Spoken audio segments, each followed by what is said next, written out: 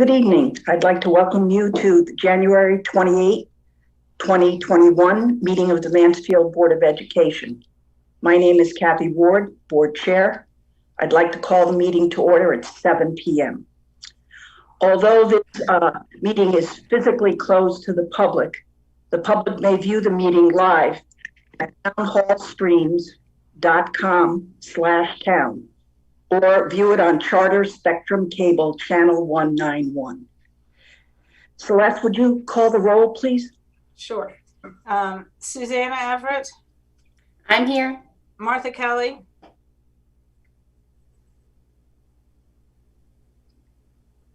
Martha? Yeah, I'm here. I'm sorry, I forgot to turn my mute on. Okay. David Latrico.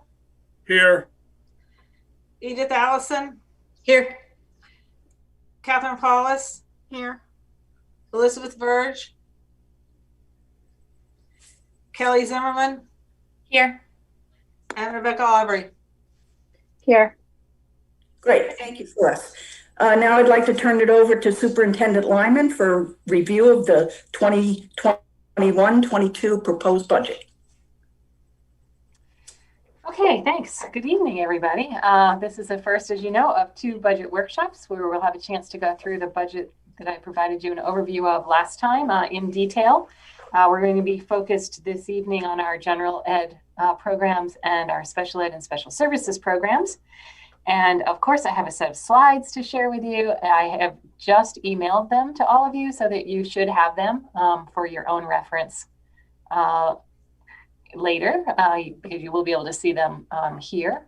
And let me just make sure this gets started. Okay, so I have other people with me tonight that are going to help me review the budget with you. We will go through the budget in detail. So I should have mentioned before I started that you will want your budget notebook that has the line-by-line budget items in it. And we'll be referring to that in just a moment, and I will help you find your place in that as we go. I want to start by reminding you of the overall budget outlook for the proposed 21-22 budget. You can see that it's an increase of 3.5%, driven primarily by an increase in salaries, benefits, a little bit of an increase in our shared IT and financial services collaboration, a little bit of increase in some of our out-of-town tuitions, and thankfully a nice savings in energy this year. And as I mentioned, I have some people with me this evening that will help us get started, and I'm going to have them at the ready should you have questions as we go through the staffing. But I want to start by helping you understand where some of those staffing increases come from. Some of the salary increases are due to negotiated contracts, so our obligations for negotiated salaries, and some of them are due to a change in the number of employees. So let's start with a school-by-school review first. I'm going to present Goodwin School to you, which currently has 11 classroom teachers. We're proposing 11 classroom teachers again next year, but I will point out to you that our kindergarten and grade 1 enrollment is down significantly from where it's been, but those numbers are very unstable right now because we know that we had some kindergarten children whose families chose to not have them come to school this year, given the pandemic. And we don't know exactly how many of those students might register for first grade next year. Likewise, our preschool numbers are down this year, and that's our best indicator to help us know how many students are coming into kindergarten. So we'll be watching these numbers closely. If there's an opportunity to reduce staff there, we will. But at this time, we're a little bit concerned about what we don't know. And so we're planning for that possibility. Although we only share with you the classroom teachers, I will also mention that Goodwin School will have a slight reduction in their music staffing next year, a reduction of 0.3 teacher. Southeast School experienced one of those reductions that I just mentioned because of low enrollment. This year, the current first grade class has, at the October 1 enrollment, had just 20 students. And we actually saw this summer, they were even lower than that this summer. We saw that they were declining. And so we ended up with a late retirement at Southeast School and did not fill that position, moved a few people around. So we have had one less classroom staff member at Southeast School this year, and that will continue. So it shows 11 here. It's a little bit misleading because of COVID, because we kind of slotted somebody in because of COVID. That won't continue. So we will show just 10 teachers at Southeast School next year. And that is a reduction in the budget because we budgeted for 11 teachers at Southeast School for the current year. Vinton School will not experience any change. You can see that their numbers still present with pretty healthy numbers in classrooms. Again, the kindergarten's a little bit small, but with in-board guidelines, and we have the same concern there. We know we have some students who chose to hold out a year. At Mansfield Middle School, we are going to experience a reduction in enrollment in 8th grade, and so we have reduced the number of teachers in 8th grade. Again, remaining within guidelines. Question? Yes. Do these numbers include the students who are doing virtual learning from these schools? Yes. Okay. These are enrolled numbers. So, okay, thank you. Yeah, good question. And just to give you a snapshot, as we are going to be talking later this evening about students who receive special education or support services, we wanted to help you understand how many students we are supporting. So these are students with identified special education needs, 20 in preschool, 58 in our K-4 program, 70 in our grade 5-8 program, and current staffing will remain about the same. You know that our number of paraeducators fluctuates a little bit depending upon student need. We think we're pretty close. Our needs next year are pretty close to where they are this year. And I will remind you, this was a slide you saw last week, that we have reduced that one teacher at Southeast School, one in 8th grade, and the 0.3 music teacher, because we are planning for operating in a pandemic environment again in the fall. We are requesting one additional teacher to support remote instruction, one teacher to continue to support teachers with the integration of technology, and 7 paraeducators. I'll also remind you that we've been able to manage our remote instruction by using some long-term subs, teachers that we've hired for the bulk of the year. Those teachers have come from the substitute account, not the staffing account, and that we also have reallocated people such as reading specialists and enrichment teachers this year in order to reduce our class sizes even further. And of course, those don't show up in any budget, but important for you to know that if we are operating in a pandemic style again in the fall, it's likely that we will continue to reallocate and use all the staff that we can. So with that, we're going to start to talk about the elementary budget, and the 3 elementary principals are here this evening to help you. What I'm going to suggest is that I leave the slides up while they share the highlights with you, and then we return to the in-person screen as we go through the budget book. So you're going to see this slide a lot. You see it every year. I think you know the process by now. We do a very careful review when we put our budget together. We look at expenditures over the last 3 years. We want to make sure that our budget meets the goals of the district, but that we take those reductions wherever we can based on our history, or if we've sold ourselves, that we add a little money also based on our history. And of course, we do a thorough staffing review with each administrator. So let's talk about the highlights for the elementary budget. And I'm going to turn this over to Mike Seal, Peter Dart, and Lauren Rodriguez.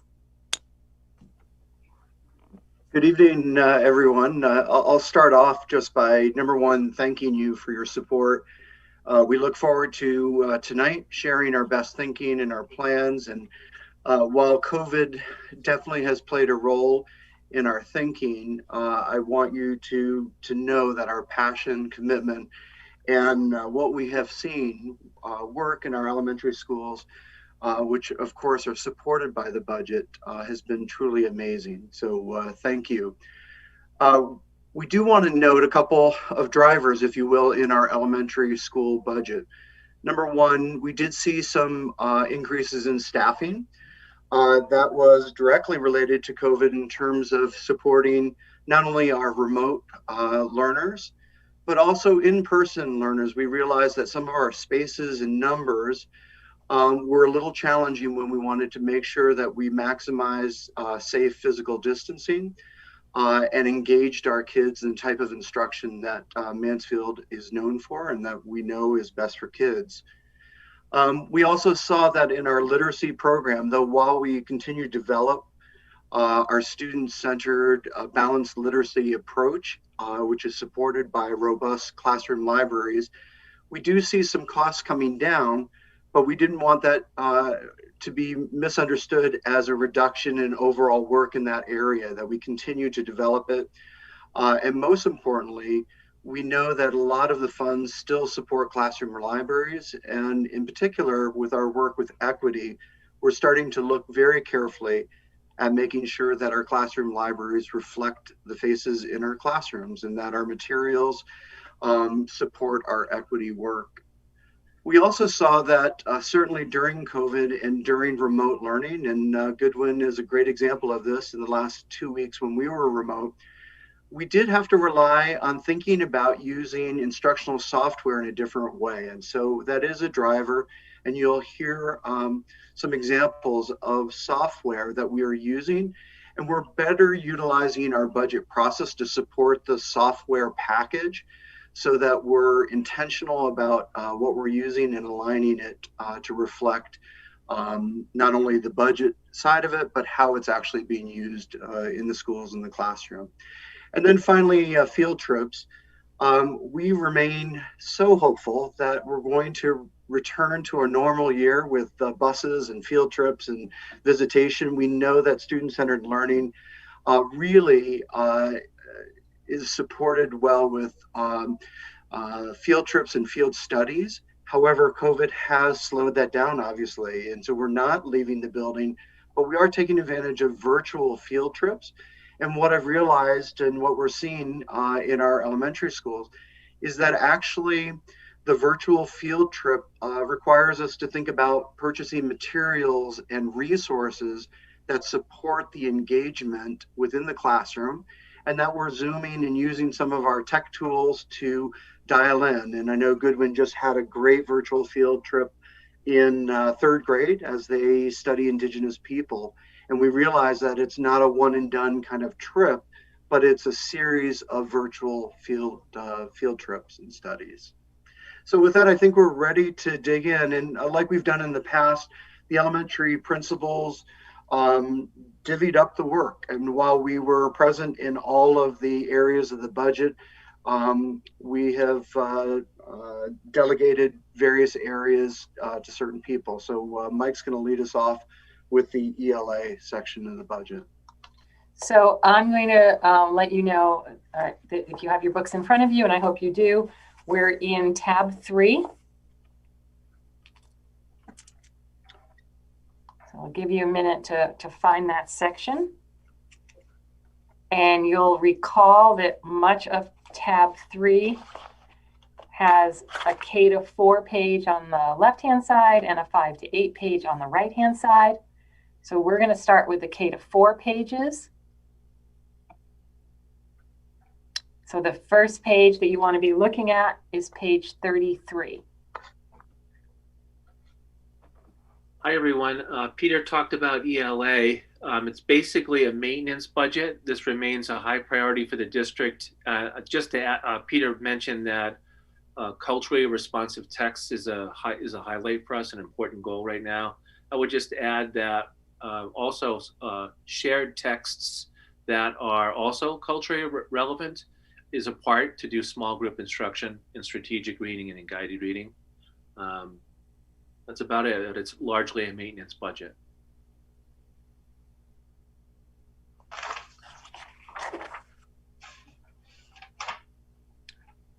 Are you continuing on with world languages, Mike, or somebody Yeah, else? I didn't know if there's any questions or Okay.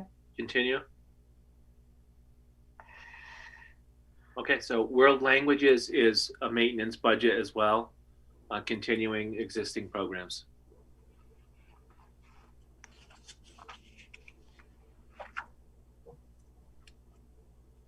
If there aren't any questions, we're going to move on to the health and safety budget, which is on page 37. You'll see no spending increase or decrease there, but we do want to acknowledge the amount of work that's going into keeping our schools safe through COVID. And the school nurse is an integral part of their help in supporting our mitigation strategies at the school. So we've been able to find other COVID funds to support that, but there is no increase or decrease. Any questions? Okay. On page 39, physical education, again, is a maintenance budget.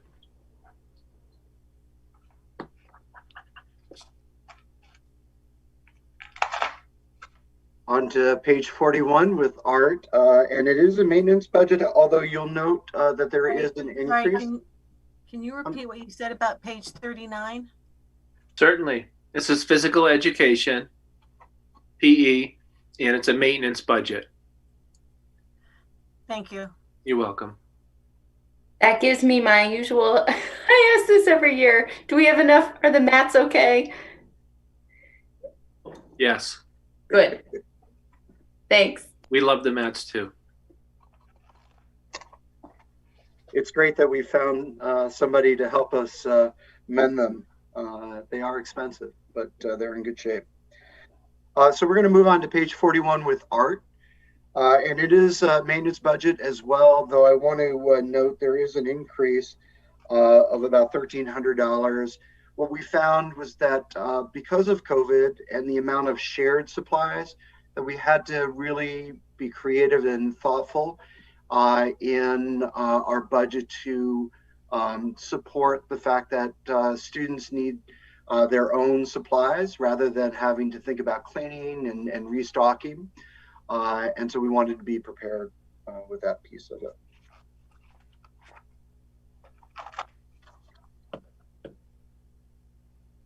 And if there's no questions, I'll move on to math on page 43.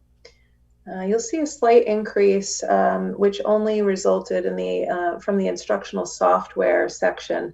There's a mathematic software that we use, Dreambox, that we've increased the number of seats, and that's directly found in this increase here. We do find that the students do very well using that in conjunction with our Bridges program. We're interested in continuing. Any questions?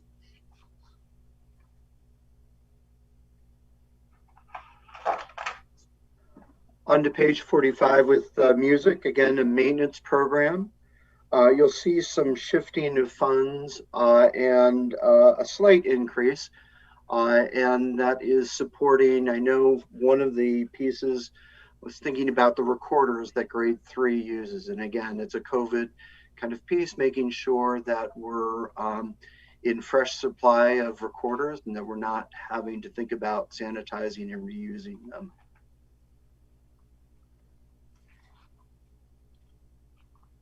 Martha? For students who are doing music from home, are they supplied a recorder they can borrow so they can participate? I don't know the answer to that question. I don't know if they've actually have started the recorder unit. That typically happens in the springtime, and that's something that we can look into. I imagine it will be supported. I know that our Goodwin music teacher had been supplying some activities and videos for remote learning. but I'm not aware of future plans with recorders, in particular with remote learning. Thank you. And it should be noted that the remote learners are not live streaming into the classroom. They have their own instruction. So they're doing independent units with a music teacher from their classrooms.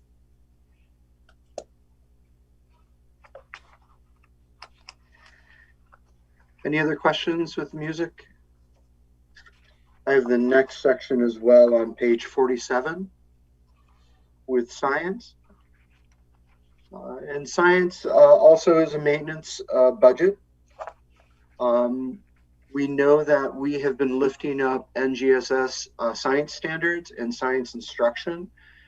We feel we're in a good place with that, and actually have seen science instruction continue to develop and lifted by our classroom teachers. So we're proud of that work, and we see it continuing.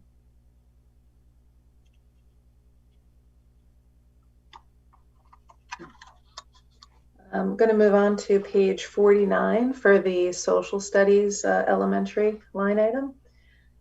Currently, there was some slight adjustment due to instructional supplies that caused a reduction, not much overall, for closer to enrollment numbers, but just wanted to point that out. The curriculum team is currently working on some learning progressions for each grade level, so we're excited to see that work continue to roll out. So basically, it is no significant changes and continuing to maintain the program. Any questions?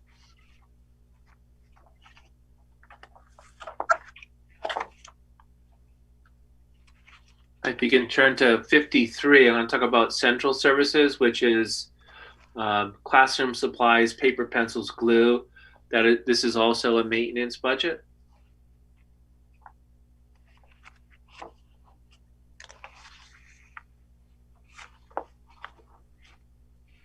No other questions? We'll flip to page 57 with professional development. You'll see professional development.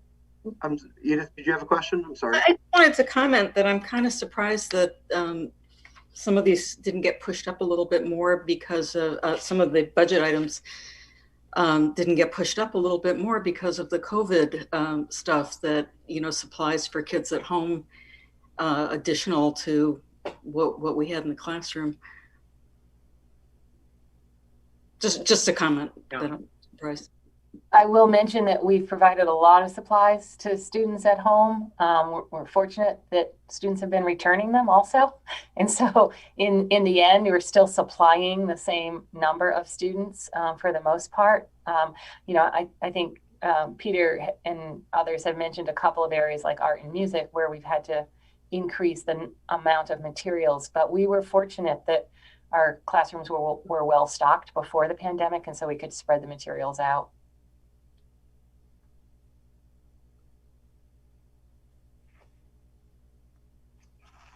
If no other questions, we'll go on to page 57 with professional development. This is an extremely important area of our budget and of our work. Supporting professional learning is critical in order to continue to meet the needs of our students. And with a maintenance budget, in fact, you'll see a slight decrease. It may seem that we're decreasing professional development, which is definitely not the case.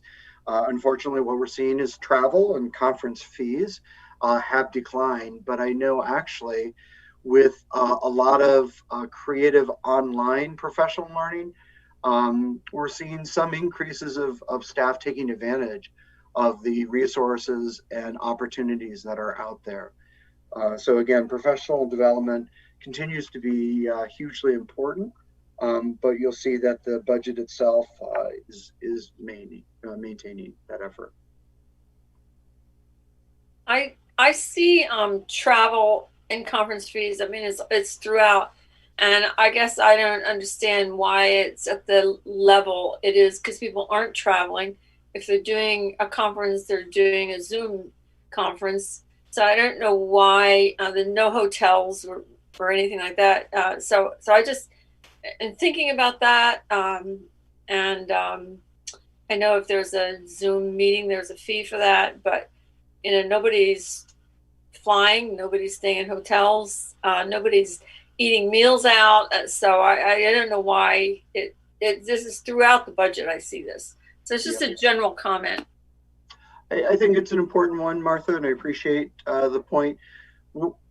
Part of this budget is also thinking about hopeful days where maybe we can return to some travel.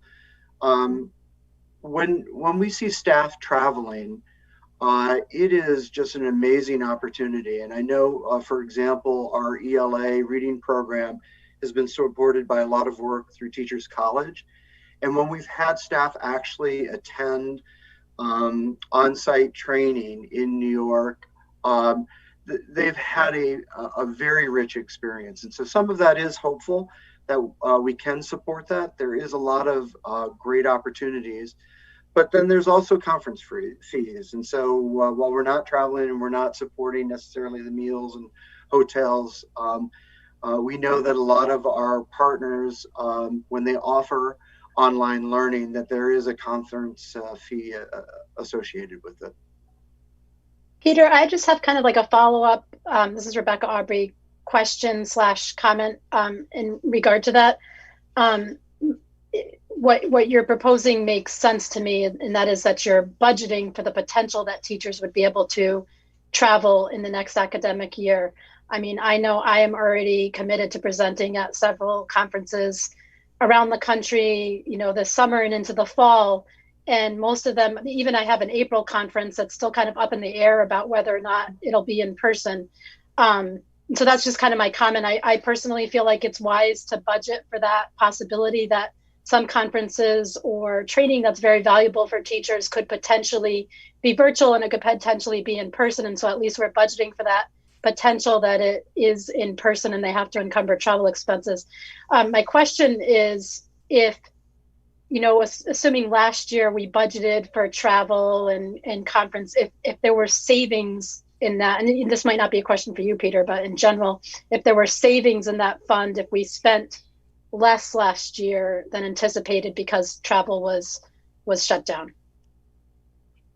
We did spend slightly less last year. You'll see in your budget book even the actuals for 2018-19 and 2019-20, and you will see that there was a drop in 19-20.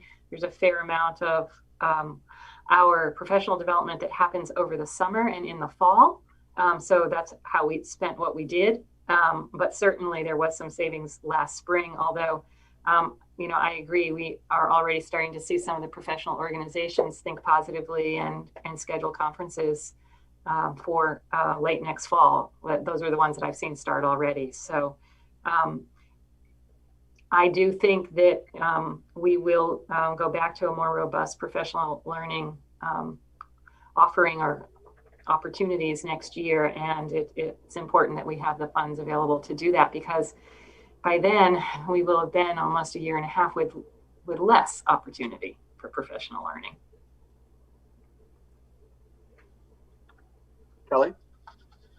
Yeah, I had a question about the technology training fees, that there is not an increase in that. I know that this past year, teachers had to pivot really quickly and learn a lot of technology, but I think that there is a lot of technology that teachers overall have been introduced to that will actually help their teaching, but it's felt very overwhelming, I think, for a lot of people to kind of learn it and absorb it. And I just want to make sure that trend is going to continue. Like, I don't know what you need monetarily to do that, but just to make sure there is an emphasis on giving teachers that reflection and that breath to then take the technology that they've so quickly learned and then apply it better in the future.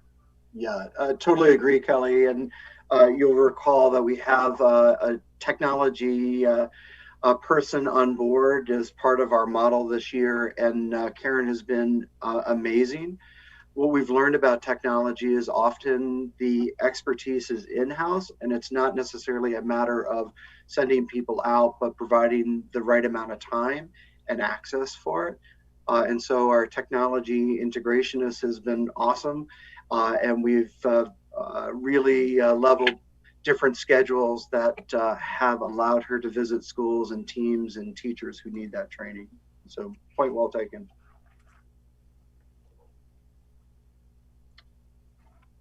Okay. There's no more questions. We'll move on to page 59 for the principal's office services. You'll see in this line item, there's a combination of salaries as well as then the salaries show an increase due to contracts. In addition, it also shows some aligning to current spending within the principal's office supplies. So slight modifications to allow for some advertising, slight modifications for needs that haven't been met, and aligning to past years of spending. So that's a majority of what makes up that budget, although it's a big item, of a lot of money in this line item. Most of it goes all to salary. Any questions?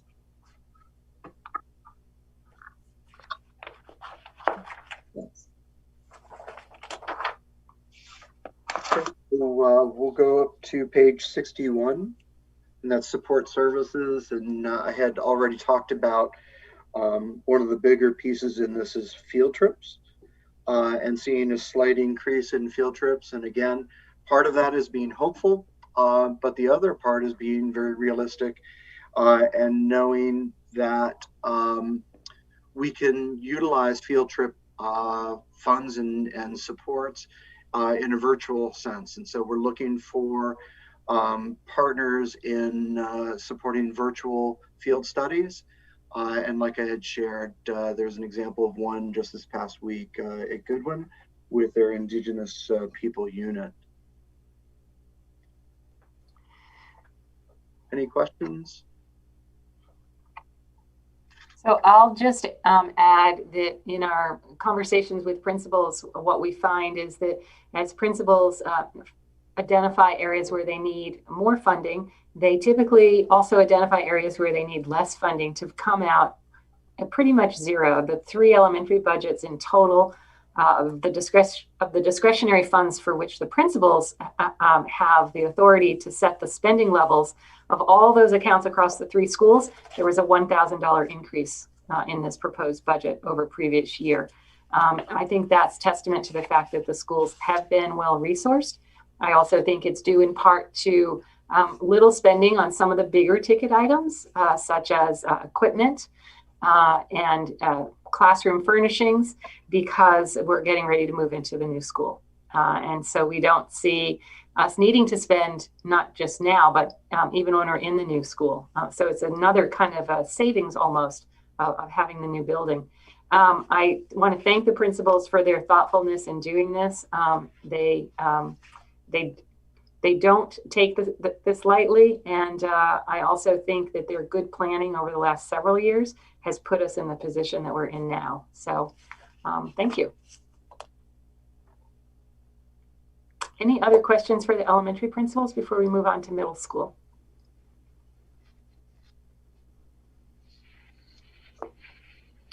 Okay, I will go back to my slides for just a moment.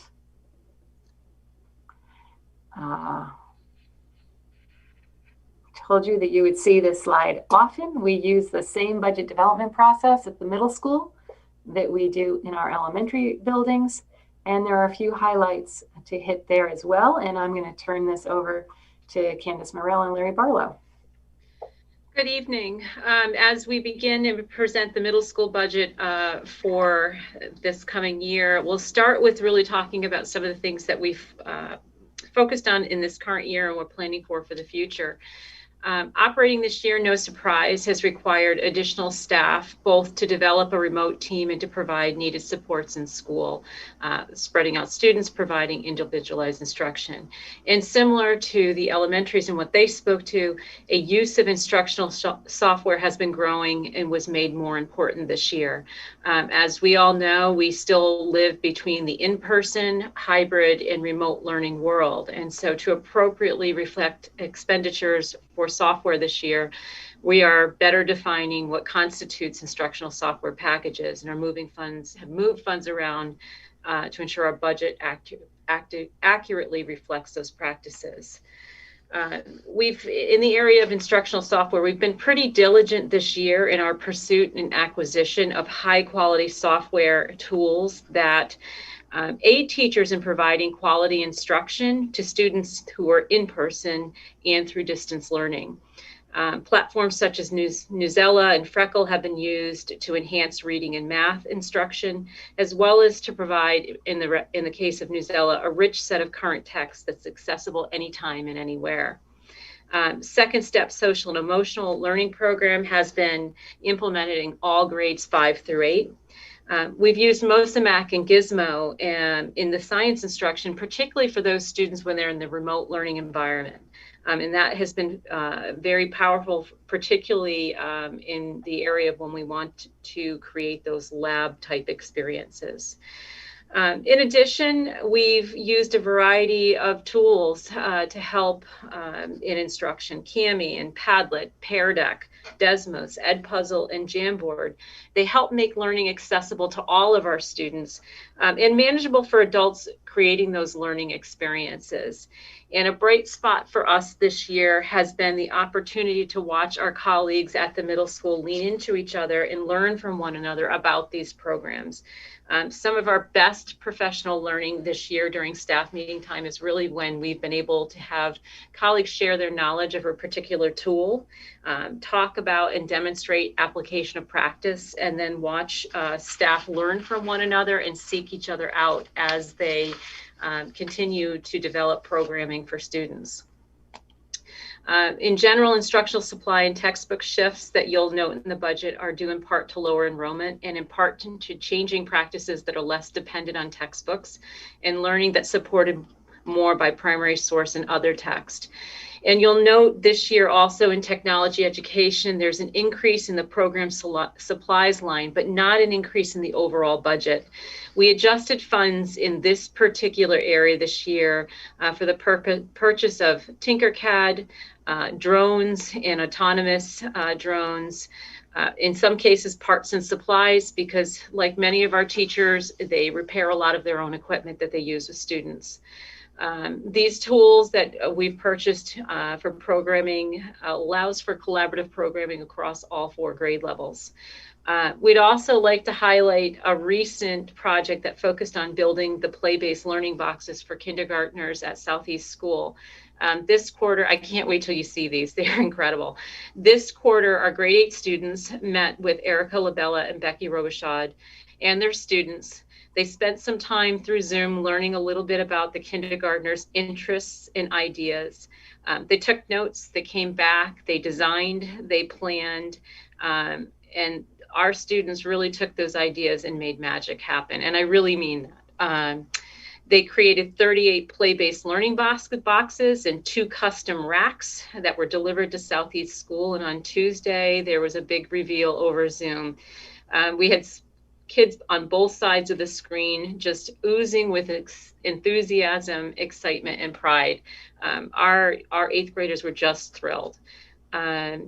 They have created boxes of all themes, from beach and ocean and space to volcanic islands to forest to winter scenes and dragons. And it's just simply pure magic. And so we are excited to see and hear from kindergartners tomorrow when we Zoom again to see how they've used those boxes. So as we present tonight's budget, we really want to take the opportunity to thank you for your deep commitment to supporting all learners in Mansfield and for your trust and support in all of us as we've engaged in this work and as we continue to move forward in the year ahead. We've learned a lot in the past year. I'm really proud of all of our staff, and we have big hopes and aspirations for the year ahead. So on that note, we'll begin with our language arts budget on page 34.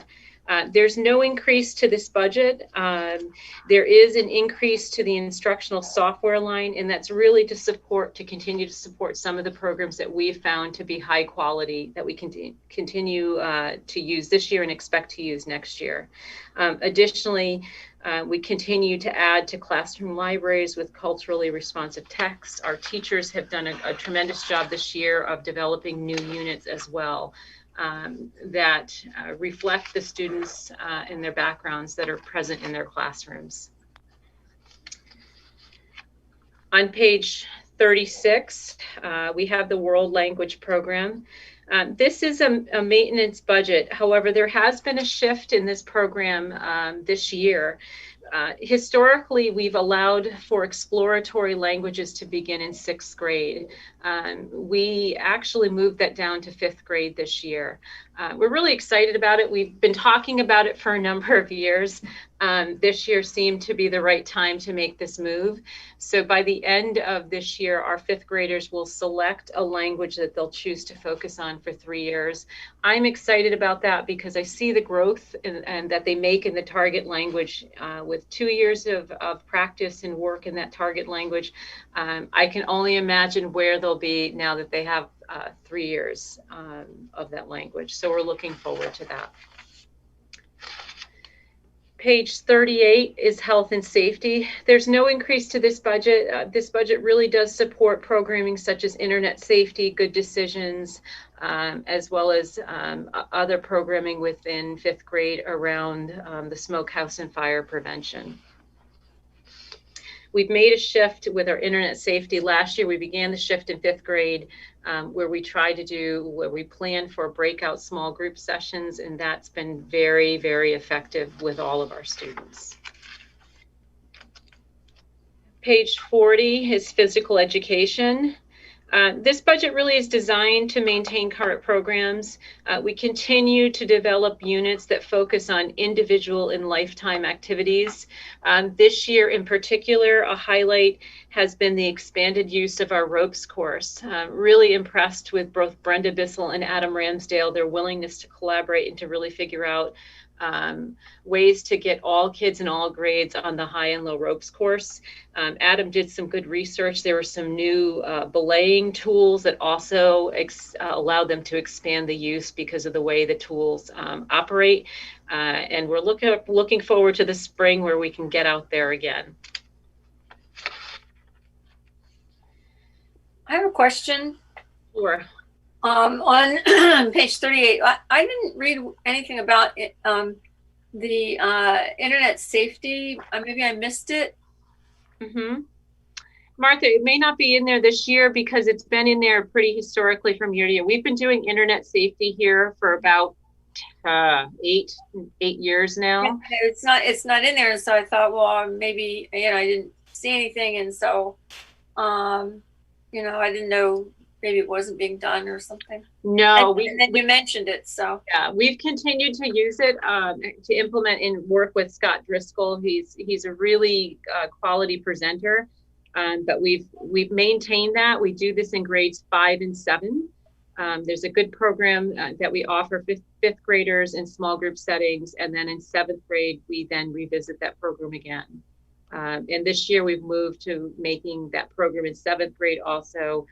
Looking at, although the timeline's been pushed out a little bit, we did do them typically in the fall, to have them also be small group interactive programming. How long is that unit usually? Is it a month or? No, it's not a unit that you would say it is the presenter comes in for one session, but there's a reinforcement of the internet safety tools and practices as they're using as they're working within SEL, social emotional learning time, as they're working with good decisions. So it's not like it's a 6-week unit. It's something that they keep coming back to throughout the course of the year. Okay, so he's not an employee. He's correct. A good person. I get it. Oh, thank you. You're welcome. Returning to page 42, art program, again, there's no increase in this budget. It's designed to maintain the program. However, I do want to highlight how Sean Rock continues to impress and amaze us. Like all of our related arts teachers, we began the year with them going to students in the classroom on a cart.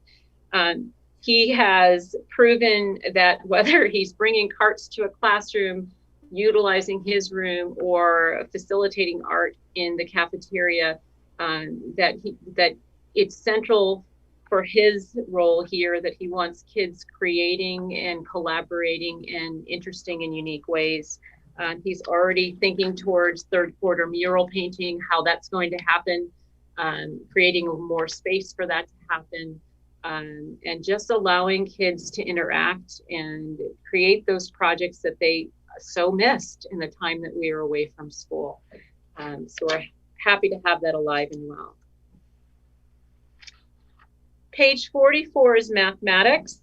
I know that the textbook line of $25,260 might stand out to people from a prior year. So I'll just remind people that our college preparatory math series has an ebook license associated with it. And so that cost reflected there for last year was actually, that was the year that we needed to renew a large number of licenses. These licenses are really important. This allows students to access the textbook from anywhere they are digitally, and it's something that our students rely on heavily. The remainder of the program reflected this year is just designed to maintain the current program.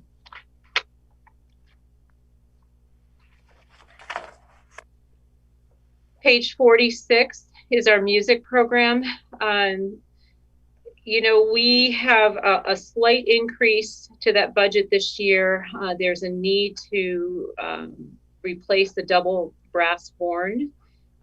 There's also funding moved around in some of the lines to reflect an increase in the use of sheet music and supplies for those at-home learners. We've gone through more sheet music than we typically would in a typical year, simply because we have students still participating in all of our music programs from a variety of places.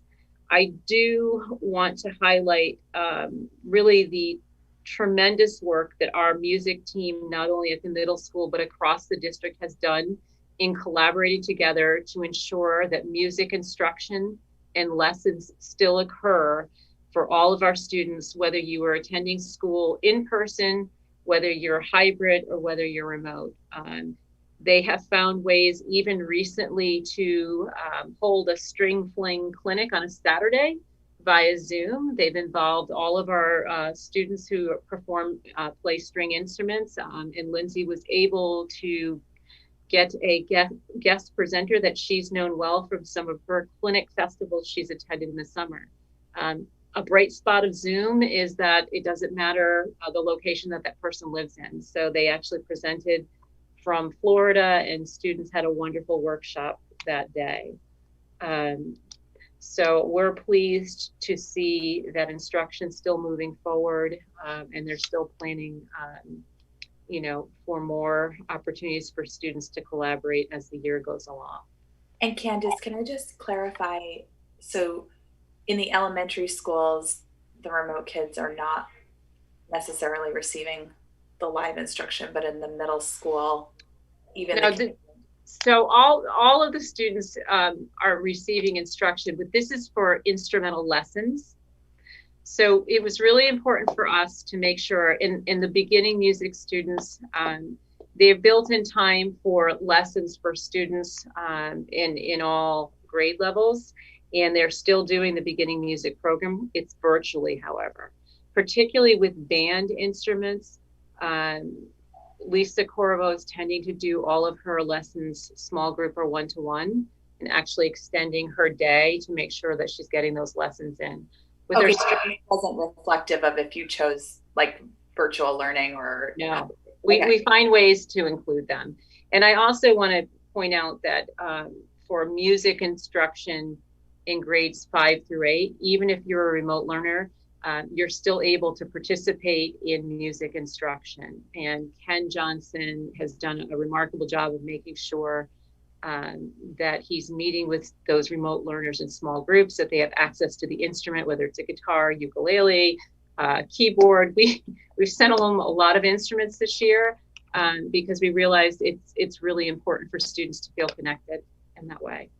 Okay, that's the clarification I was looking for. So thanks. Absolutely. Page 48, science instruction. There's not a change to the overall budget amount, although we did move funds this year to instructional software, really looking at some of the programs that we found that we've purchased that have been really helpful in supporting students, whether they are in person or remote or hybrid. and wanted to make sure, because we see the value in these programs, that we're able to support them next year as well. All right, page 50, you'll notice social studies. Overall, there's no change to the social studies budget. You will notice the shift from the textbook replacement line to the textbook line. This more accurately reflects the spending in this account as we continue to purchase trade books to support student instruction. Additionally, $500 from the textbook replacement line was shifted to instructional software line. This allows for software purchases that support implementation of instruction for all learners, regardless if we're in hybrid, remote, that software those needs are still present.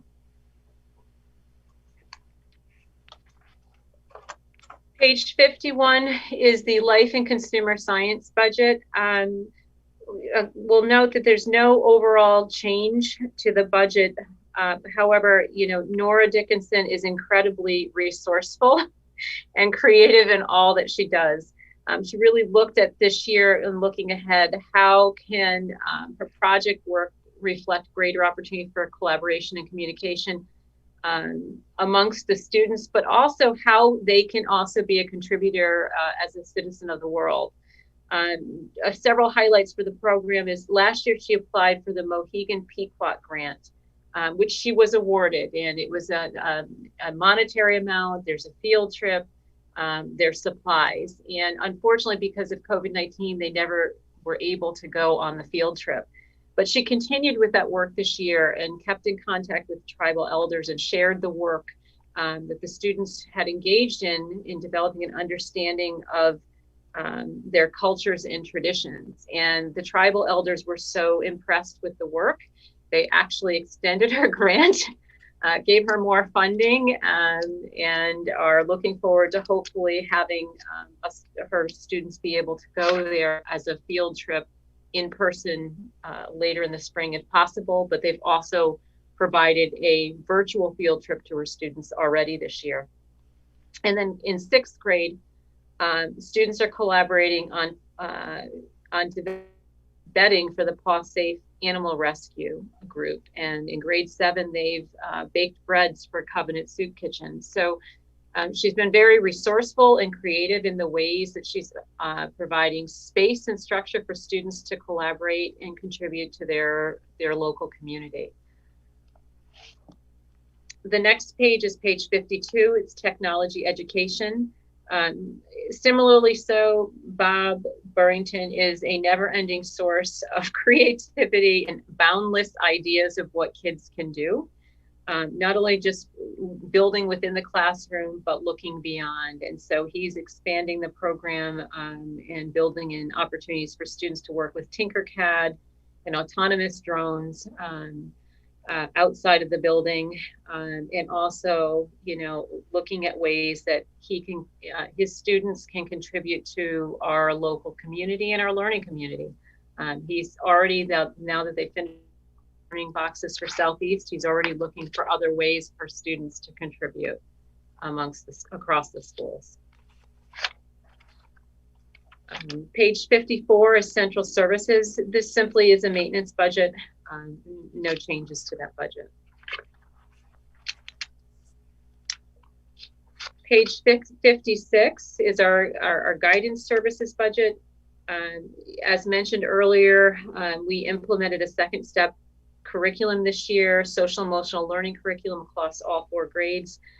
That program is budgeted within this particular budget.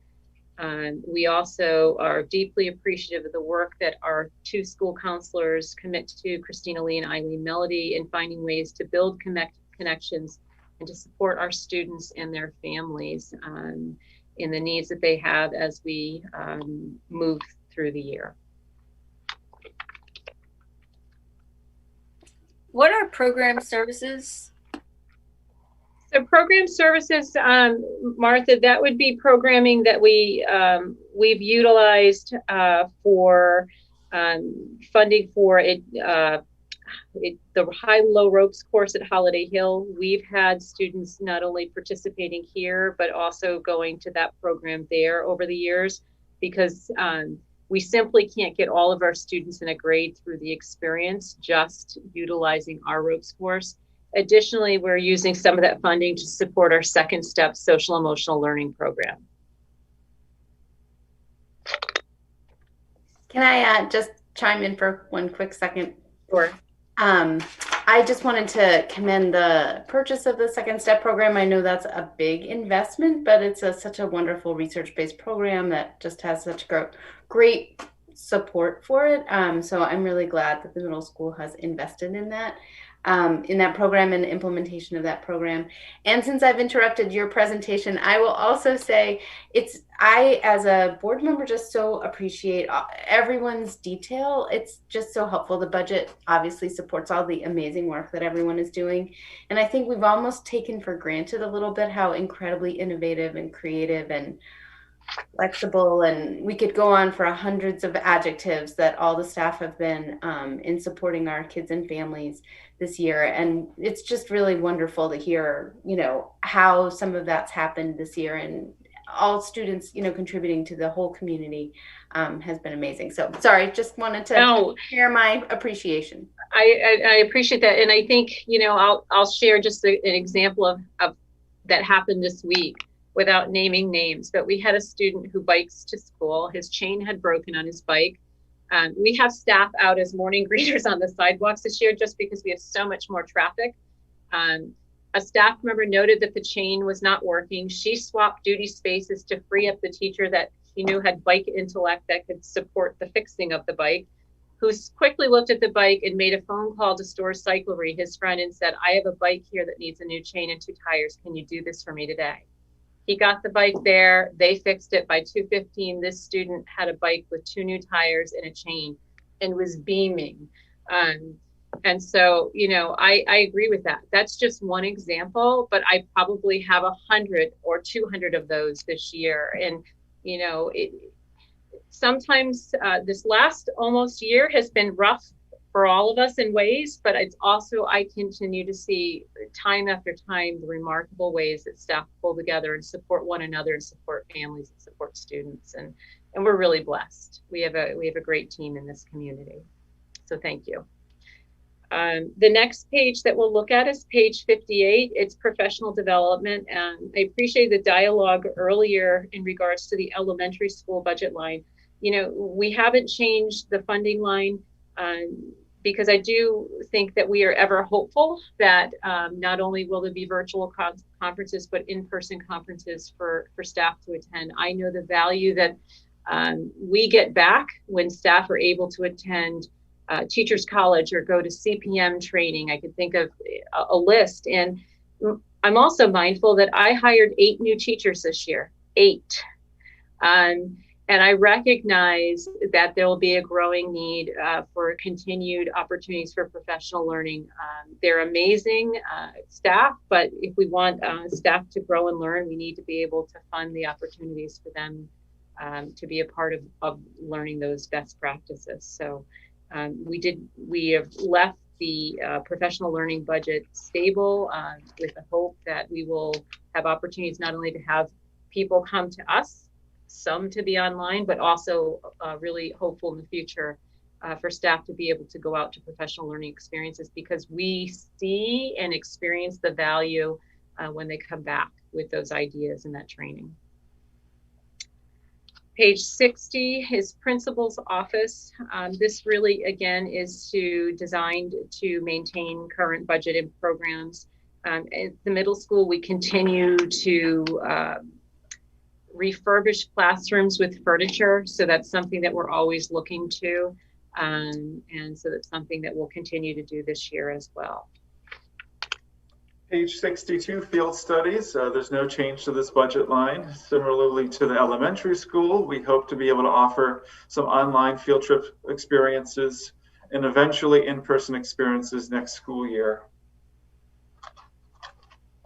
If we jump to page 63, the budget for the after-school activities program at MMS has no change. Our goal is to implement virtual after-school activities this upcoming 3rd quarter and in-person after-school activities this 4th quarter. That being said, we hope to continue after-school activities during the upcoming school year as well. One thing I've noticed, our kids miss and need this programming, which I believe to be a hallmark of MMS. So we're eager to get that started up and continue to build those after-school connections amongst students and staff. If you jump to page 60. What are you doing? What are you doing now? Are you doing virtual after school? So we are on the cusp of engaging in virtual after school programming. We have not yet started that. The third quarter starts next week. So soon after the start of the third quarter, we anticipate putting out our typical invite flyers and garnering students to sign up for clubs. Okay, so for the first 5 months, there haven't been any after-school programs. Well, we've had a couple after-school programs take place. We just haven't had the widespread, robust programming that we typically have. As you're aware, we typically have nearly 25 after-school programs offered each quarter. So we've had to whittle that down significantly, due in large part to transportation and cohorting. But we have had the opportunity to offer some after-school programming, certainly not robust like we've had in the past. We hope that the third quarter will offer that opportunity. So, and I'll also point out that, you know, the start of this year was a tremendous adjustment for everyone. And so if you have not had the pleasure of opportunity of instructing a class both virtually and in person for 6.5 hours a day with a mask on, it's exhausting. And so at the beginning of the year, it was just really supporting staff and keeping their feet under them and maintaining their stamina to get through the day as they built, as we continually adjusted schedules and built new routines and supported students. And so that's taken some time, but we've got systems and routines in place. I think people have really built you know, the structures that they needed to support themselves and the students, whether remote or in person, and they're now ready to wrap their head around after school activities virtually. So and Candace, this is Rebecca here, and as a teacher, I appreciate that acknowledgement, even though I don't teach in Mansfield, but I also think it's important to acknowledge how much of an adaptation it's been for students to be learning in this new environment. And I think we're increasingly seeing students wanting those social connections. But I think at the beginning of the year in particular, being on a computer for most of the day was exhausting. So just exactly what you said about the teachers, I think the very same applies to our students, that, you know, really doing social activities safely had to be virtually. And our students, I think early in the year, just didn't have they didn't have the stamina to sit in front of a computer any longer. And so I think exactly what you said about the teachers applies to students. I agree, absolutely, Rebecca. And it's also a component of that too, is sort of thinking through what are the ways that we need to adjust and tweak some of those learning activities online. Because you're right, yeah, it's exhausting. There's fatigue for kids as well as adults, and so I think we've all got some ideas at this point in ways that we can enact this. My hope is by spring we can have them after school in person. You know, that's my big dream. Candace, or Larry, what programs have we done in the last 5 months, and how many students? I know that we've had some academic-based programs, similar like Math Counts. We've had some musical programs like Fiddle Hike Club. To give you an accurate count, I'd have to pull that data. But we do have those offerings. So we've had a balance of some academic-based clubs and music-based clubs. So it's not the traditional after-school programs? No, like we've had lacrosse in the past. We've had other sports-based activities or physical activities that required in-person experiences. Those simply had gone away for the fall in the first 2 quarters. And actually that's a nice lead in to athletics. So page 64, if you're ready. It's our athletic program budget, so there's no change to this budget line as well. We're hopeful to have softball, baseball, and track and field this spring, which would represent our upcoming spring sports season. Along with spring sports, we anticipate offering our regular sports programming all of next year as well. Given some of the systems we have in place, we feel that we are well positioned to offer the spring sports, and we anticipate having that ability for our fall programming as well.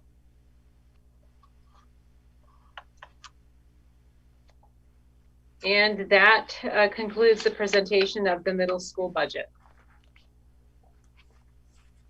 So I just want to mention one other thing about after-school programming that has been incredibly challenging, and that is that part of our reopening plan and the direction we'd received from the State Department was about cohorting students. In other words, trying to have the fewest number of interactions with different students as possible, which is critically important when there is a case of the virus, because you have to identify any student that somebody who has the virus came in contact with over the course of usually about a 48-hour period, sometimes longer.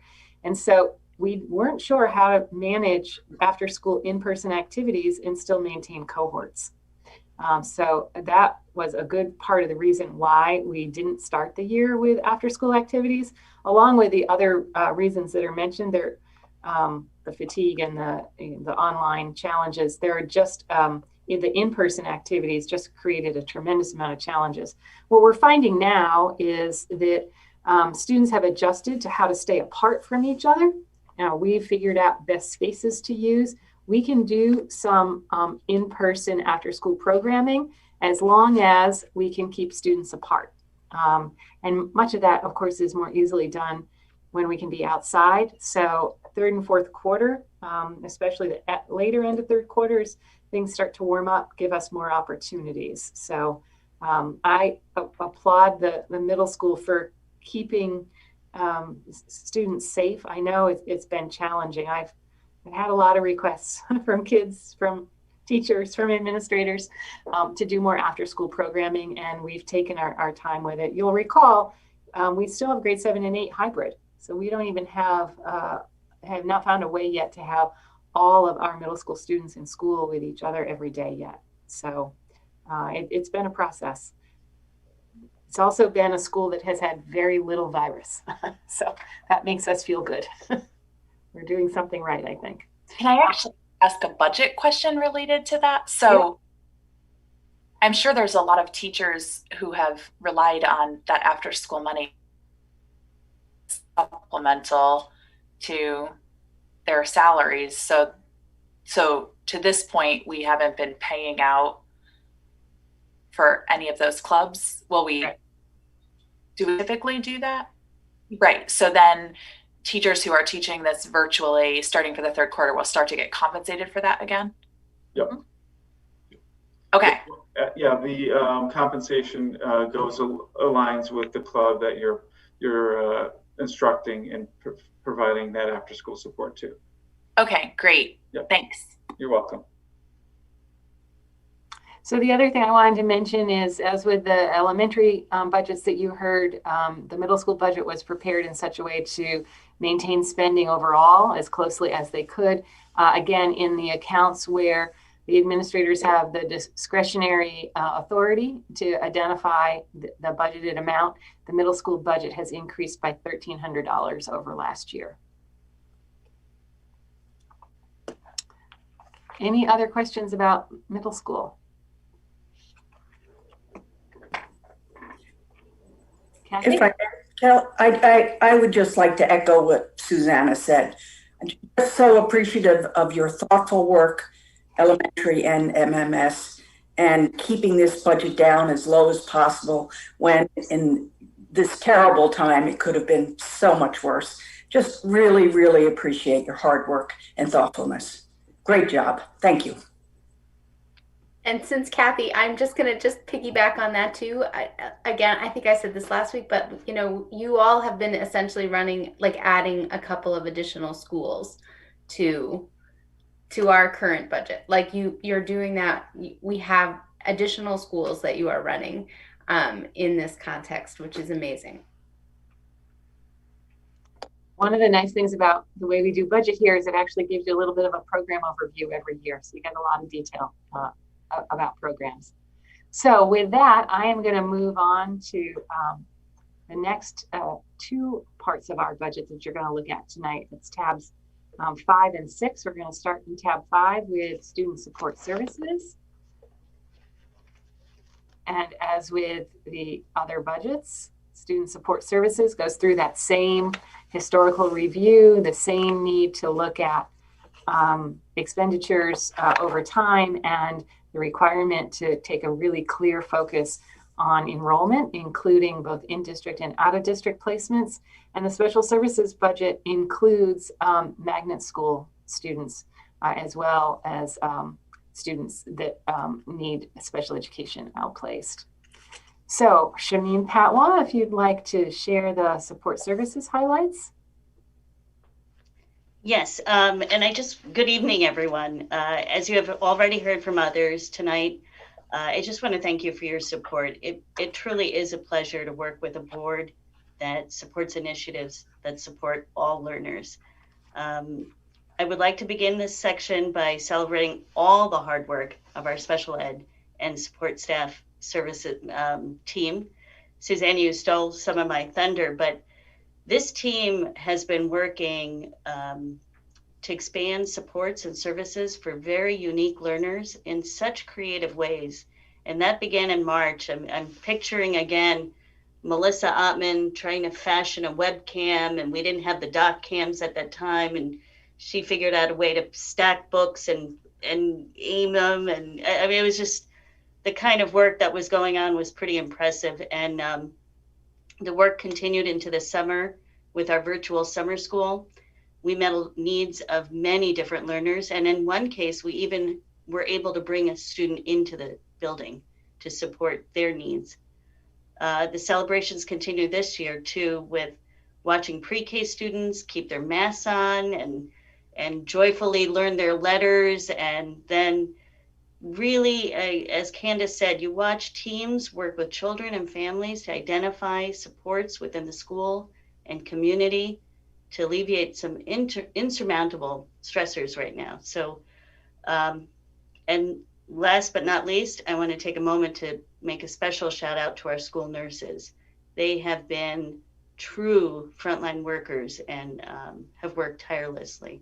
So with that, you'll see a budget, as with my colleagues, that is mindful and thoughtful and based in what we need. So to begin with, are you ready to begin on page 5, tab 5? Go ahead.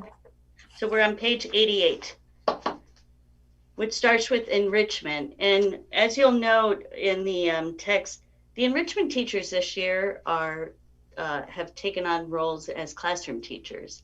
In the budget that's presented here, I did reduce program services by $2,000 in light of just expenditures and historical averages. Moving on to page 89, pre-kindergarten. There are no changes in this budget, and these pre-kindergarten teachers have done a really nice job we began the year 5 days a week with our pre-K students. So recognizing that very young children need continuity and in-person learning as much as possible. And they do keep their masks on. So it's a big celebration there. Page 90 is more of the funding formula. So as you can see, based on the Title I supports, we anticipate $875,000 for the coming year. Continuing to page 91, the magnet schools. This is an increase of $10,000, and that's really based on magnet school fees, as well as the fact that we're finding that the people who are coming to town already have children in magnet school. So we'll have to watch and see, but I wonder if they'll, as they move to town, they'll hear more about our schools and want to move in. And we have had that in some cases. So that reflects that. In terms of health services, I made a decrease of $1,800 to the professional and technical services account, and a decrease of $500 to the program services account.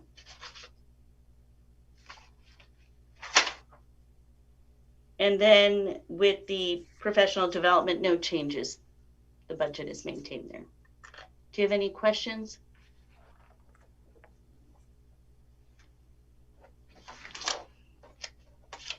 So I'm ready to move to, thank you. What you'll see in the special education budget is really a reduction in some of the service needs that we've had. And, you know, I say this every year, we are able to meet the needs of most of the students because we also have staff that are trained. We will have paras that support some of these students.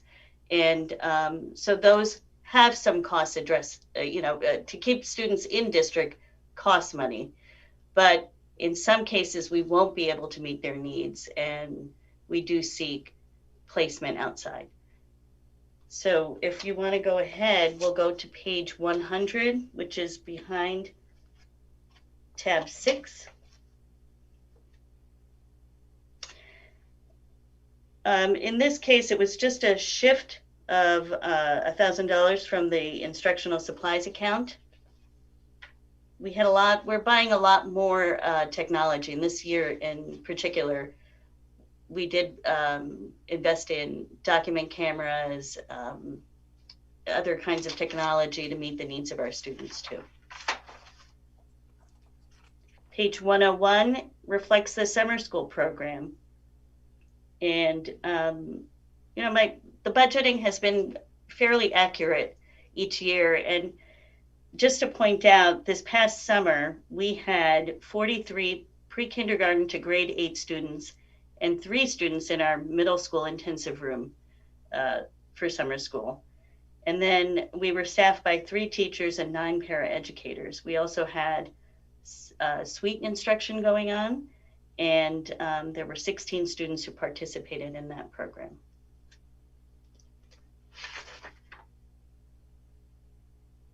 And I should also mention that there were paraeducators that were helping with the intensive resource room as well. On page 102, tuition payments to outplacements. Currently, we have 2 students, and that could change. I just want to always be mindful of that. This budget reflects an increase of $25,000, and it is estimated for 3 students. And I also want to add in that traditionally we use EastCon. I like their programs.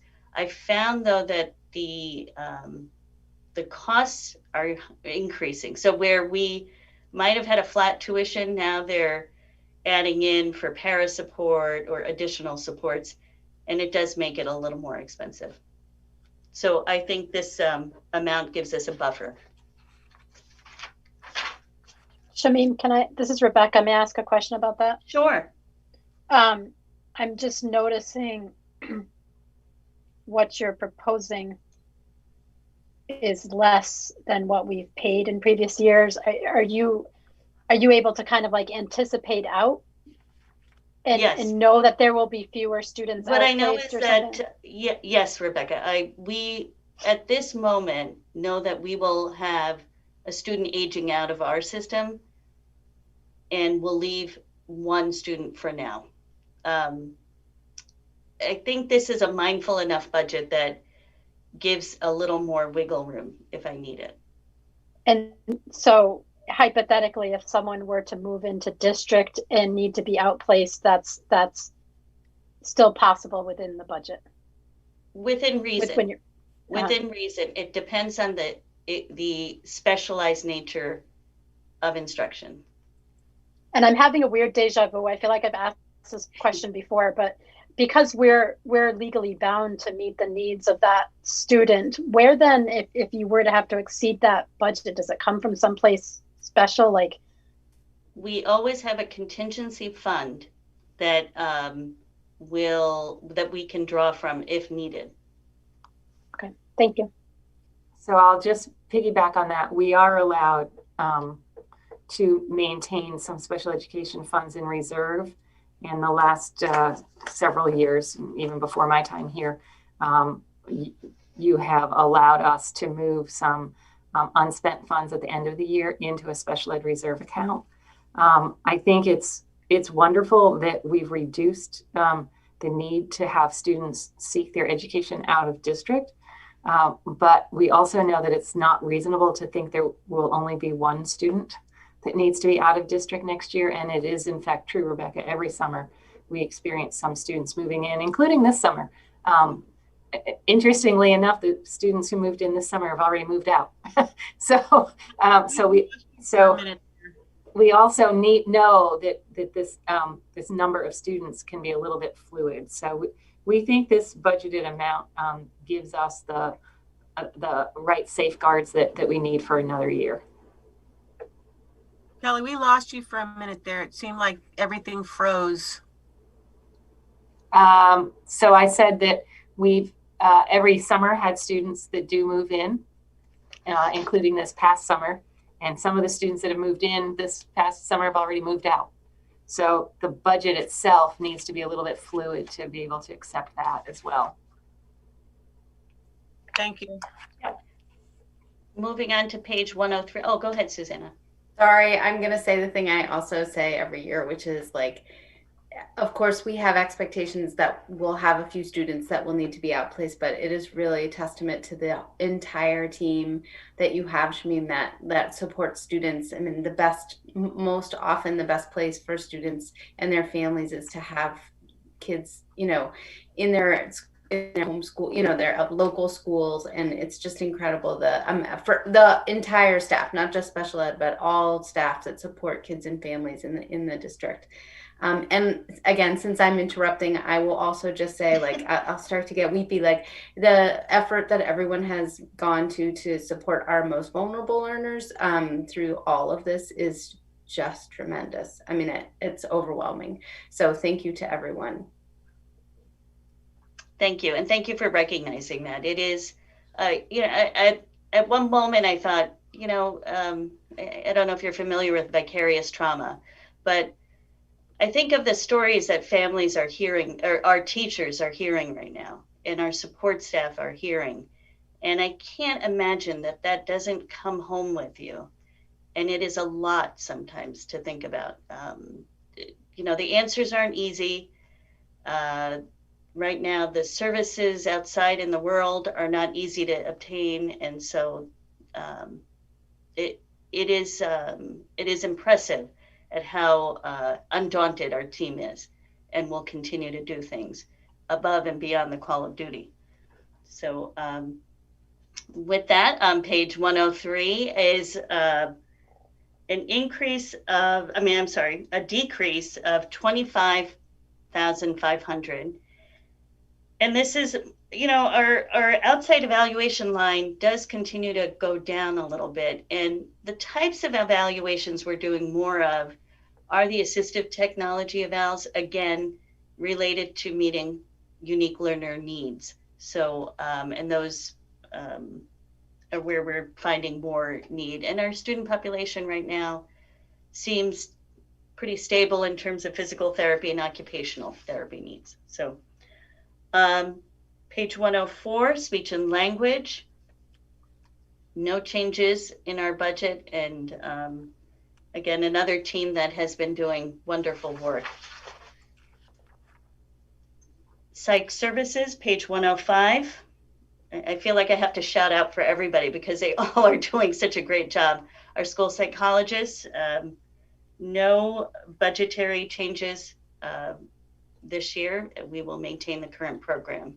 And I'll tell you, some of these psychologists, school psychologists, have they were able to do some testing in the summer because we had such a backlog in terms of when we were shut down. So kudos to them.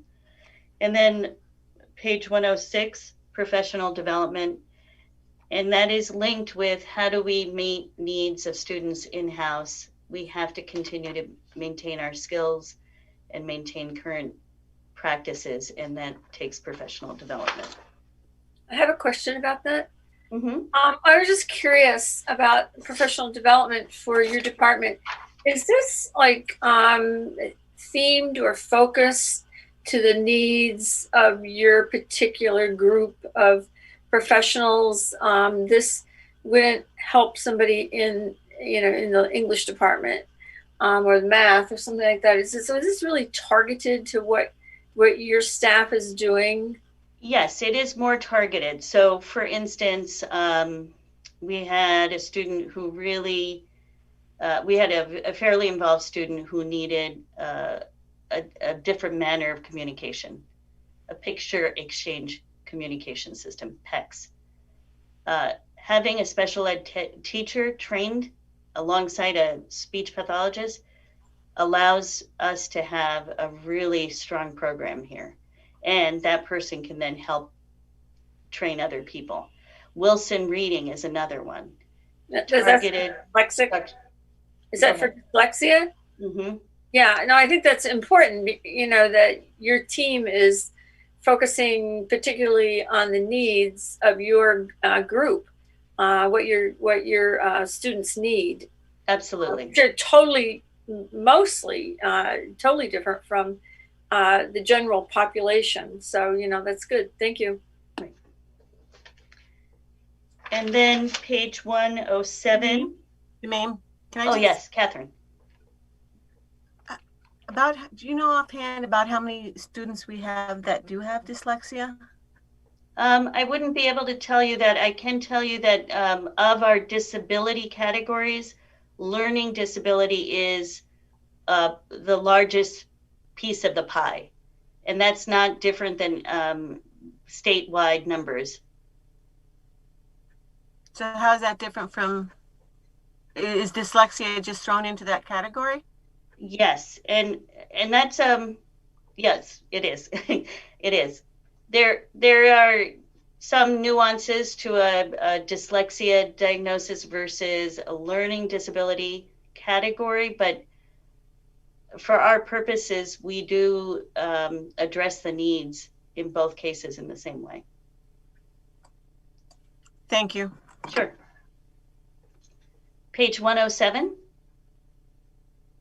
On this one, I increased an item line. It's $1,000 for the program services. And in this case, we're just finding more need for translation services. And I wanted to address that and put in specific line for that. You've heard this before. Our majority languages are Mandarin, Arabic, and then Spanish. And so where possible, we try to use Yukon translators. And I think our translation needs are just increasing, and we'll have to get more of a systematic approach. Shameen, may I ask a question? And it might be just like a different agenda item for a different time or something like that, but you just kind of made me think about, I'm imagining when you're talking about translation services, you're talking about a student who might have a PPT meeting and the parents need help with a translator. But it also just kind of raised a broader question for me about how we're communicating with families in general. And if we've reached a point with some of those languages where we need to be producing information for families in other languages as a general communication tool. And where possible, we have done some of that already. With the reopening work, there was some translation done in 3 languages, those 3 that I mentioned. And yes, I think more and more, and I know that I am in the midst of exploring some of that, an option to kind of see where we can go with it too.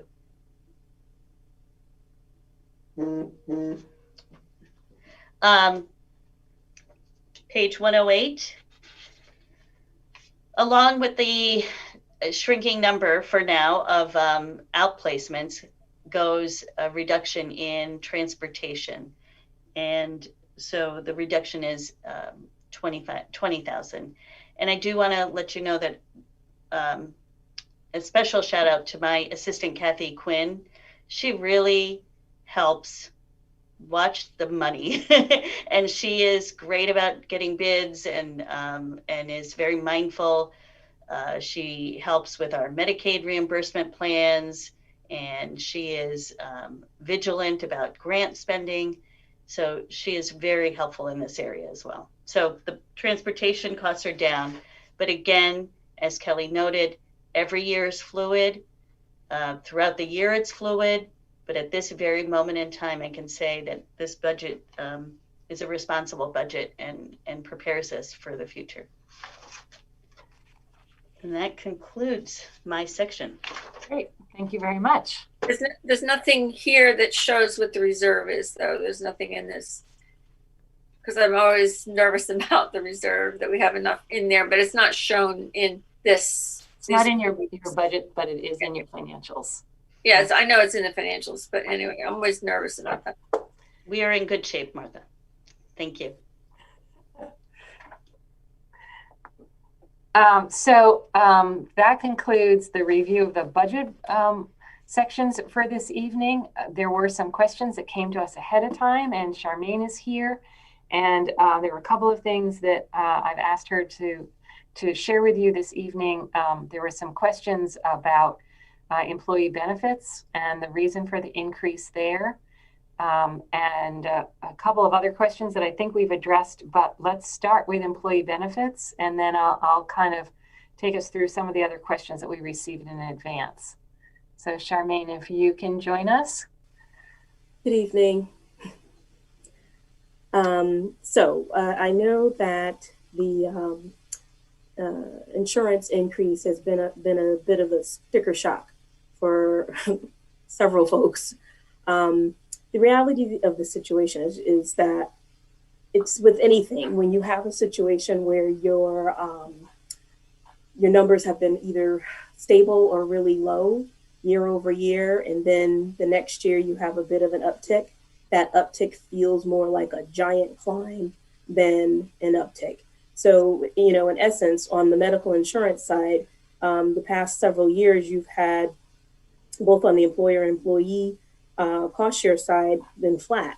So when you look over a 2-year cumulative annual increase is really around 5%.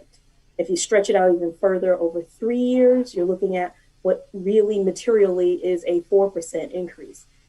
Unfortunately, it's all happening in 1 year. So that's why it looks and feels more painful because it is happening in 1 year. So in an effort to try and stabilize and remove some of the sting, if you will, from the increase that would have naturally have been 16%. It would have been a natural 16% increase based off of claims experience. We've had a few what we call high cost claims. Those are claims that are over $80,000. So I think we've had about 6 or 7 of them that are over 80 and 5 that are over 100. So when you just add those up, that in and of itself is about a $600,000 hit when the average claims are coming in around 480, 500,000 a month. So again, when you're self-insured, the insurance company does a look back over 12 to 18 months, and based off of the claims experience, the expectation of the increase of costs associated with care, this is where we're netting out. So in an effort to avoid the 16% hit on both the employer and employee side, we sharpened our pencil literally to the nub, if you will, to get it down to about 8.5%, which required us to take a $950,000 withdrawal or reduction, if you will, of the medical insurance fund. Okay, so we are at the 8.5% increase, with the increase that you see in your budget books for medical insurance after taking $950,000 across the board. You know, that's all the contributors to the medical insurance fund. So that's town, both boards, and the other smaller agencies, in order for everyone to receive a reduced increase to minimize the increase on the employer and employee share side. I don't know if that muddies it. I have a question. I'm a little confused because I thought the Board of Ed separated our medical from everyone else. I'm sorry. I don't have any context on that. I would have to defer to Kelly. So we are in a self-insured group. So we share a responsibility for the group, but the share is based on our number of participants in insurance. So I think when you say separate out, we do, we look at what the overall insurance costs are, but we are only responsible for a percentage of those costs. Actually, thank you, Kelly. So every single employer, if you will, which the Board of Ed is an employer, is responsible for its own census. So if that's what you mean, then yes, Kelly is accurate. It's actually based off of the souls. I don't like to use percentage because that's when, you know, folks start to spread a peanut butter a little bit more than where it needs to be. It's based off of the actual souls. So there's a great deal of 950,000 across the board. 950,000 across the board. Yeah, right. That's what I don't understand. What the 950,000 is the Board of Ed? No. So the medical insurance fund is let's look at it as a bucket of money to support the self-insured plan. The self-insured plan has multiple employer groups. Mansfield Board of Ed is one of those employer groups. So if the natural increase based off of every single person who is on the medical insurance plan across all employer groups, the cost to cover all of those folks went up 16%. So in order to reduce, and so when I say a 16% increase, that means the employer share is increases by 16%, as well as the employee share. So if the employee is paying, for easy numbers, $1,000, yesterday, then they would have to pay 16% on top of that. This way, in order for us to avoid that, we offset the cost of the increase by reducing the medical insurance fund balance by $950,000 across everyone. So therefore, once we take $950,000 off the top of that bill, if you will, and then you look at all of the people who are tied to the Mansfield Board of Ed, their employee share is reduced, and the superintendent's proposed budget employer share is also reduced as well. You know where I think the confusion came? You said a $950,000 cost across the board, meaning the phrase across the board, not across the big B Board of Education. Oh, I'm sorry. Across the medical insurance fund. I'm sorry. Thank you. When those costs get apportioned to the different subgroups, is it based on the number of employees or the actual claims that group made? It's based off of the number of the census. So each employer group has its own census or subscriber listing. So it really is based off of the experience. It's based off of the number of people and the types of coverage they have, not necessarily meaning let's pretend that the one catastrophic claim that was I think 180, almost $200,000. Let's pretend it was somebody in the Board of Ed. It's not going to be ascribed to the Board of Ed to have to eat that whole dollar amount. It goes to the claims experience of the entire book of business. So I'm trying to make sure I answer the question as clearly as possible. It's based off of the individual's plan, meaning, am I a single? Am I a single plus one? Am I a single plus family? Okay. But it's not based off of me having a bunionectomy, you know, and being part of the Board of Ed's subscriber list. Are there any other questions about the insurance? And we can certainly come back to this again next week if you think of others. I was just surprised because I thought under the new scheme it was supposed to really save us a lot of money.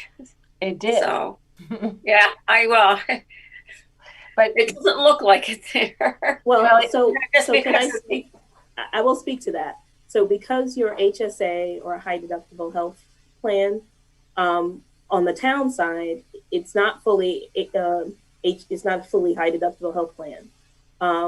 So what we have on the town side is there's a portion of the book of business on the town side that is an 18% increase because of that PPO plan is more expensive. So again, this is how it's portioned out based off of the subscriber listing and what those subscribers have. The other thing to keep in mind is when you have an increase in claims for the last several years, it's been offset by the decrease in the cost of the premium as we move to the HSA. But you get to a point where you get so low that any increase feels like a much bigger increase because you haven't experienced it. Right. Charmaine, you did a better job of explaining that perhaps than I just did there. But it's when you live in it, it's hard to try and look at it a little bit more simplistically because it's insurance. It's not simple. So, but again, it is very much based off of claims experience. And I think it's important to note that in the course of doing business, we have significantly reduced the cost of insurance. Even with the increase this year, we have reduced the cost of insuring our employees. Yeah, I was just going to say that seems important to make sure that we always have that historical perspective because we can see a bump in a year. We don't have any control. You know, hopefully everyone is okay, but people have big claims sometimes. And so just making sure that we look at it long term and not just in this year seems very important. But I guess the other piece to that is if we hadn't had those decreases over the last 3 years, imagine where our overall costs would be, not just our percentage increase, but our overall costs of insuring people would be much, much higher. Yes. And Kelly, our fund balance is very healthy, correct? So taking some money out of that now is the appropriate thing to do and doesn't leave us in a difficult position. Correct. Not at all. Correct. So we are still above with that proposed reduction of $950K from the medical insurance fund. We're still well above our required 2.1 million. I believe that brings us down to 3.6 million. So we're still in a good zone. And we also need to remember that we do kind of keep this in our thoughts because several years ago we had a whole bunch of people who used their insurance. I think there was like 10 pregnancies or something. So. Okay. Plus illnesses. Will there be an opportunity for that fund to grow again, or is it just being drawn down now until we hit the 2.1 million requirement? Okay, so the goal is not to get down to 2.1. The 2.1 is a compliance level, if you will. I understand that. So I'm just wondering if whatever caused that, how that fund grows, and will we have the opportunity for it to grow again? Right. So again, like with insurance, these are all projections. So let's pretend that we just saw a really bad experience between, in the last 6 months or so, which contributed to the rate increases. And then everybody kind of levels off for the balance of this year. And people, and so now we're at a position where, gosh, we get down to May and our experience and our bill or outstanding claims due is substantially lower than, or even slightly lower than what was projected. Then you as the board can, make a decision on whether or not you deploy that money back into the medical insurance fund or into OPEB or something else, which I don't think you need to do OPEB because you're fully funded. I believe the board is fully funded. No, the board is not. I think we're close. I think we're close. You're close. Yeah. So, but yes. So if there are funds at the end of the year, just like last year, I mean, last year was an odd year, obviously, where there were a lot of funds that weren't used because school closed, and you redeployed those funds to do other things with, one of which was to contribute to your OPEB, others to contribute, you can redeploy the money. So if you, the board, decide that at the end of the day, when all the bills come in and there are, and we've already paid for everything for your subscribers, you can contribute back into that fund. Again, these conversations are had across all of the major employers so that no one individual group is contributing more than the others. So if it's the desire of the board, and Kelly could take that to the caucus, if you will, with the other major employers, and then there can be a decision made at that point.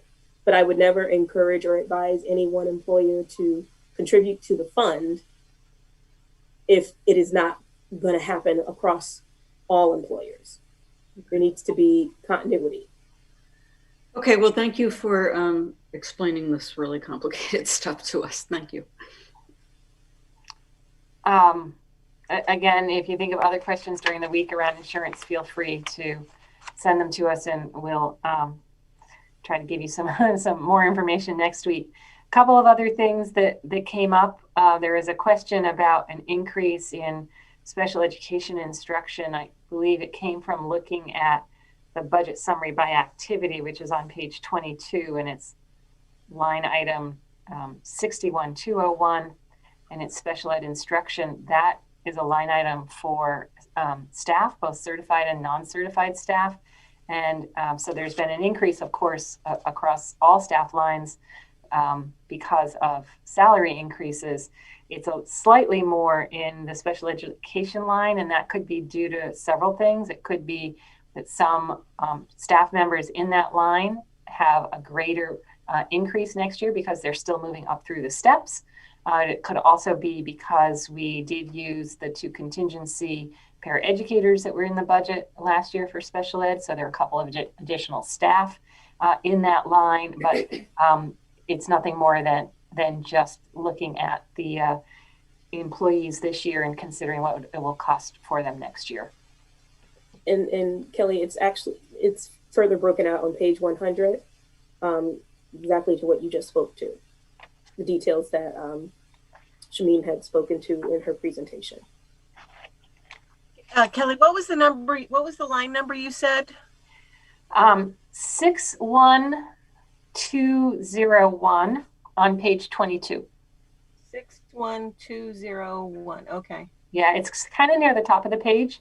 Yeah, I found it. I was too busy getting to page 22. So yeah.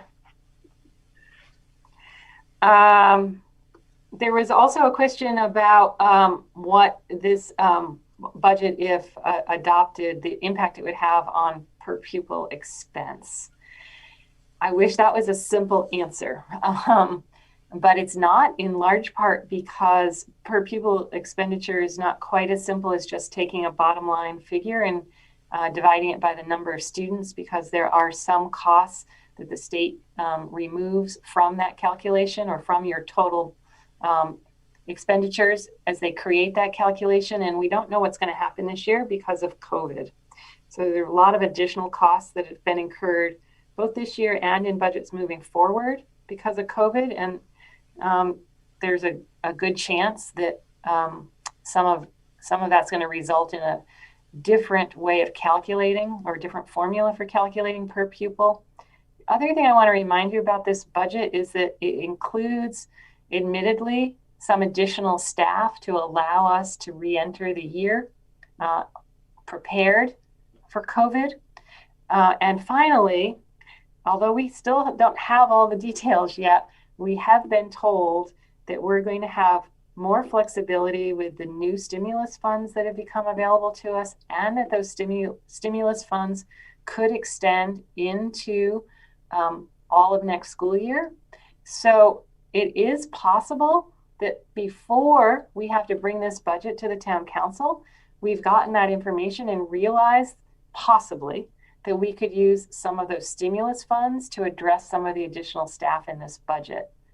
If that were to happen, and there are a lot of ifs there, but if all those kind of dominoes fell into place, then it is allowable for me to suggest to you that you go back and take another look at your adopted budget and make some revisions to the adopted budget before you present it to the town council. And so that gives us from now until, I think it's the 4th week of April that we present to the town council. So that's several weeks. We should have more information about stimulus funds. We should know more about how they can be used, whether or not they allow us to use them for staffing, and to ensure that we could use some of those funds for the entire 21-22 school year. So not easy to identify the impact on per pupil expenditure, but also know that even when you adopt this budget in February, that you have the opportunity to go back and review that adoption if more funding becomes available.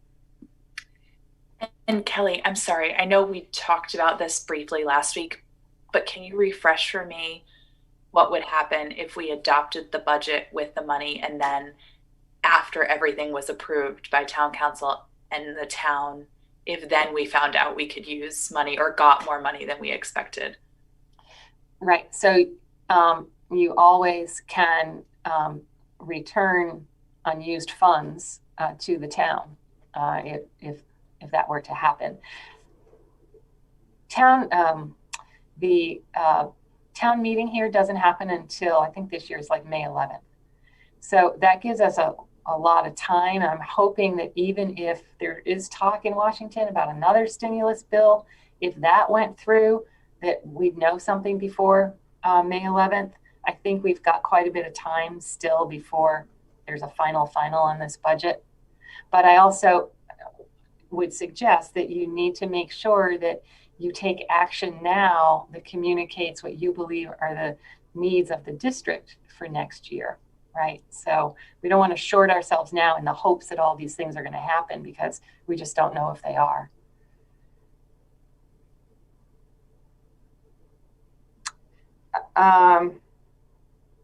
There was a question about field trips, and I hope we address that in the presentations. And let's see, is there anything else that came in? I think those are all the questions that I had recorded. If you have any other questions for us this evening, or anything you'd like to have us prepared for next week, feel free to offer it now.